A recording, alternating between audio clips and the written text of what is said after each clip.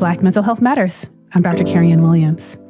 I'm a psychiatrist practicing in Massachusetts, and this is a podcast about everything related to mental wellness in the Black community and beyond. Welcome to this week's episode. It's time for a spring check-in with Dr. Kerry-Ann. Consider this episode as your own personal appointment with a psychiatrist. Today, I want us to check in about your thoughts, your feelings, and what you've been doing recently, your actions. So let's check in. Your appointment starts now. Let's start with your thoughts. I want you to take a moment to think about what you've been thinking about. At any given time, our minds are dominated by specific interests or worries. Maybe you've been thinking about your children. Maybe one of them has a particular problem that you're trying to solve, or they've achieved something great that you've been celebrating. Maybe you're thinking about their future. Maybe you've been thinking about work, thinking about a problem that you need to solve at work, thinking about discussing a particular issue with a colleague at work. Maybe you're thinking about how much time you spend working and the balance between your work and the rest of your life. Maybe you're thinking about personal relationships or goals that you've set for yourself, successes in your life, failures in your life, self-care, whether you're getting enough sleep, why you're feeling so tired all the time. I'm going to pause for a second, and I want you to reflect on what's been dominating your thoughts.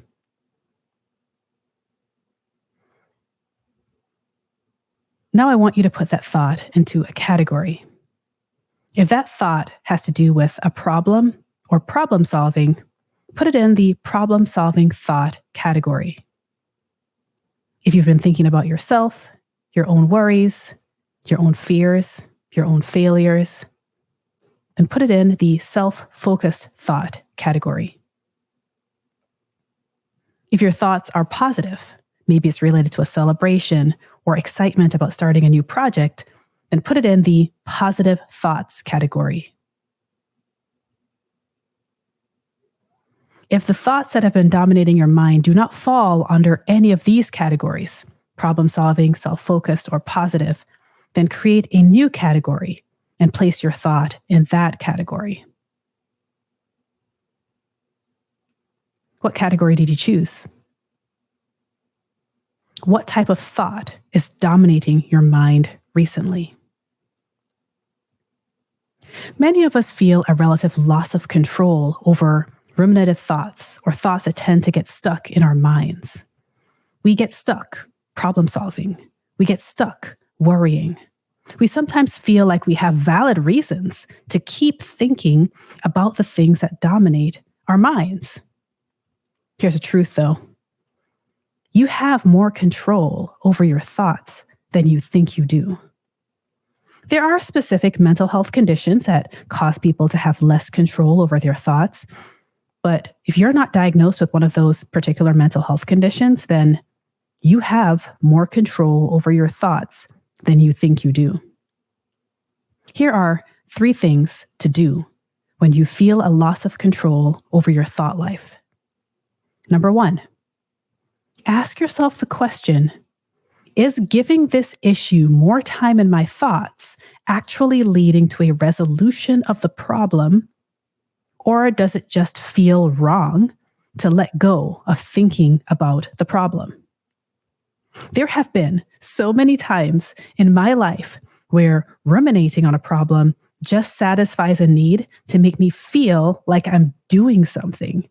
And it would feel wrong for me to not think about the issue, even though thinking about it is wearing me down and can feel just like that time I got stuck in the snow in Nebraska and I was just spinning my tires, but not going anywhere.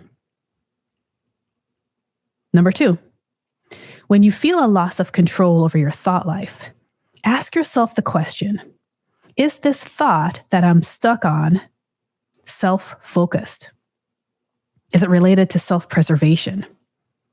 I have found that sometimes, even though I think that I'm stressed about a problem that's not really about me, I often find that the stress factor comes from me thinking about myself, where I fit into the picture, or my liability here, or my reputation, for example. Our biology is trained to self-preserve, and so it will pay attention to anything that feels like a threat, whether physically or emotionally, even when we don't realize it. Sometimes when we find it hard to stop worrying, it's because we're tapping into that self-preservation instinct. It's something I want you to be mindful of here. Number 3, when you feel a loss of control over your thought life, ask yourself the question, how much are my emotions contributing to my thoughts right now? I want you to pay attention to this one because we miss this factor the most. Negative feelings lead to negative thoughts. Negative thoughts attract more negative thoughts and can make a small problem appear bigger. Let me give you an example. Someone is rude to you in an email one morning. It surprises you, puts you off a little bit, and you feel a little bit offended. Then, when lunchtime rolls around, you feel like you didn't really enjoy your lunch all that much. You start thinking, why can't I ever have a really nice lunch? Then, later in the day, you're driving home and you hit traffic.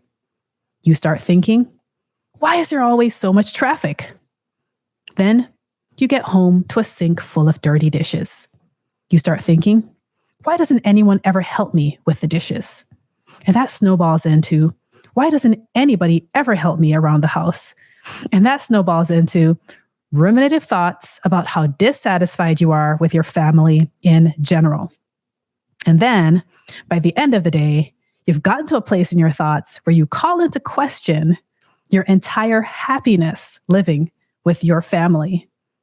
And by then, you don't even realize that it all started with one bad email that put you in a negative mood, that caused a negative thought, that attracted more negative thoughts, that snowballed into a problem that you didn't seem to have the day before. Then consider this scenario instead. In the morning, you get an email with good news about your job. You're getting a promotion. You eat the same lunch as before that wasn't all that great, but it doesn't seem to bother you as much this time. You drive home in the same traffic, but instead of complaining about traffic, you're on the phone with your friend or family member to tell them about your new promotion. Then you come home to a sink full of dirty dishes. And you don't like that the dishes are dirty, but you use some humor to diffuse the tension of the situation. And that day does not end in you feeling dissatisfied about your entire family life, even though the same lunch and traffic and dishes happened. Because there wasn't a negative emotion to prompt the domino effect of negative thoughts. So again, number 3 is to ask yourself the question, how much are my emotions contributing to my thoughts right now? Okay, here's the next steps in your spring check-in with Dr. Kerry-Ann. How are you doing? We talked about thoughts. Now let's check in about your emotions. I want you to pause and identify the dominant emotion that you've been feeling today. Now I want you to identify the dominant emotion that you've been feeling for the last week. Is it a positive emotion? Is it a negative emotion? Is it neutral? If your emotions have been negative or neutral, I want you to reflect on what's been holding you back from having a predominantly positive mood. Is it disappointment about something? Is it a feeling of dread about something coming up? Is it a relative lack of excitement in your life? Sometimes we start things in life with great enthusiasm and then we lose steam. Is that your story? Sometimes our emotions are predominantly neutral or negative because we're not feeling very successful. We're feeling very mediocre in our life. Feeling mediocre is one of those slow fade emotions that chips away at positive emotions gradually without a person noticing. It slowly drains your life energy. Now, sometimes some people walk around feeling neutral all the time because somewhere in their life, their flame has been blown out. Do you know what I mean? If you observe a child who's emotionally healthy, you notice that children are excited every day about something. And there are adults who are excited on a regular basis about various things in their life. But there are some people for whom, at some point in their life, an experience or a person has caused their flame to go out. And if you were to ask them how they felt, they wouldn't say that they felt sad, but they just live an emotionally restricted life all the time. Is that your story? Are you living an emotionally restricted life because you feel that happiness and excitement are not your personality? Can I tell you something? Being excited about life, being happy, being positive, these are not personality traits. They're just human emotions, and they're not meant for other people. If you're not experiencing a predominantly positive mood most of the time, I want you to ask yourself these 3 questions. Number 1, am I feeling disappointed, unsuccessful, or grieving a loss in my life?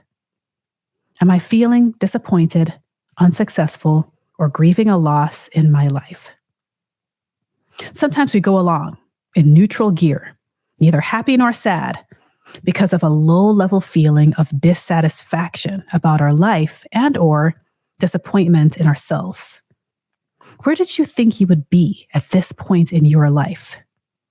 What did you expect that you would have achieved by this point in your life? How does that compare to who you are and what you're doing right now? How big is that divide between where you thought you would be and where you are? Is it possible that this could be affecting your baseline mood? This is a type of loss. It's a loss that we don't often realize or describe as a loss, but that doesn't change the fact that we grieve it and it can affect our baseline satisfaction in life. Along with this question, I want to say a quick word about rejection. Sometimes our feelings of disappointment and loss are related to having experienced rejection at some point in our life, especially early in life. Rejection, whether from a person or from a job you wanted to have, can cause us to feel unsuccessful at baseline. It can lead to that slow fade feeling I spoke about earlier that drains us of energy. So when you ask yourself this question, am I feeling disappointed, unsuccessful, or grieving a loss in my life? Also ask, am I feeling rejected by anyone or any system right now? Number 2, if you're not experiencing a predominantly positive mood most of the time, ask yourself, have I had people in my life or life experiences that taught me to restrict my emotional expression? Have I had people in my life or life experiences that taught me to restrict my emotional expression? This is an important question, but it might be difficult for you to realize the history of why your emotional expression might be restricted. It may have been restricted for so long that you may not realize where it came from. As a child psychiatrist, I've learned that living a life of restricted emotional expression can start quite early. One example is this. Children are naturally bubbling over with emotions. They express excitement, they express anxiety, they cry loudly. When children express these emotions, they get a range of responses from adults. Some adults allow them to express their emotions and gently teach them how to regulate those emotions. Other adults shame them for their emotions. If you had a childhood where you were shamed for your emotional expression or consistently told to rein your emotions in and make yourself smaller and smaller, you may have learned to live a life of restricted emotional expression. Here's another example of where restricted emotional expression can come from. You may have experienced a lot of disappointing things in your life, even traumatic things. Experiencing massive disappointments can sometimes cause your flame to go out. Just when you start to hope again, something comes along to slap that hope right out of your hands. So you learn to restrict your expectations, to restrict your excitement, and to keep your emotions in a neutral place. It's a self-preservation response. Are you a person who tends to not really express excitement or joy? What is your explanation for why that is? Number 3, if you're not experiencing a predominantly positive mood most of the time, ask yourself the question, am I holding back? Am I holding back? Is there something that I should be doing that would shift me out of neutral and into first gear in my life? Am I holding myself back? Sometimes due to fear or intimidation, we hold ourselves back. This can steal our joy because it puts us in a place where we don't want to be and we feel stuck there. We can even start to resent ourselves for it. Is it time for you to take action? Stagnation can actually keep us in a neutral or negative place instead of in a positive space. Okay, here's a final step in our spring check-in with Dr. Kerry-Ann. It's thinking about what you've been up to recently. We've checked in about your thoughts and your feelings, and now it's time to check in about your actions. What decisions have you made recently? I'd like you to pause and to reflect on your daily routines and habits. How do you normally start your day? What time do you normally wake up in the morning? What's the first thing that you do when you wake up? Do you eat breakfast or do you skip it? How does that make your body feel? Are you in a hurry in the mornings? Do you take a break for lunch in your workday? How late do you have dinner? What are your responsibilities throughout the day, both work and personally? Do you exercise? Do you stay hydrated? What is your daily routine? Now, I want you to pause and think about what you wish were different about your daily routine. Do you wish you woke up earlier? Do you wish you had breakfast? Do you wish you went for a walk in the afternoon? Do you wish you spent more time with your kids at the end of the day? What do you wish were different about your daily routine? Is there a habit that you wish you did more consistently? What is your rationale for not doing the things you really wish you would? What's holding you back? Sometimes our expectations are unrealistic. The things that we wish we could add to our day can't be added to our day. Sometimes we just have other priorities for the season of life that we're in. Sometimes the world bombards us with information about everything that we're told we should be doing, and it's not all true. Sometimes, and this is real talk, we lack the discipline to do things consistently. I want you to reflect on the decisions that you make on a day-to-day basis regarding your own life. And I want you to make a plan today for what you will prioritize changing. And that's it for this episode of Black Mental Health Matters. I want you to continue to reflect on your thoughts, emotions, and day-to-day decisions. Be intentional, be brave, be disciplined, and be mindful. Take care and have a great week.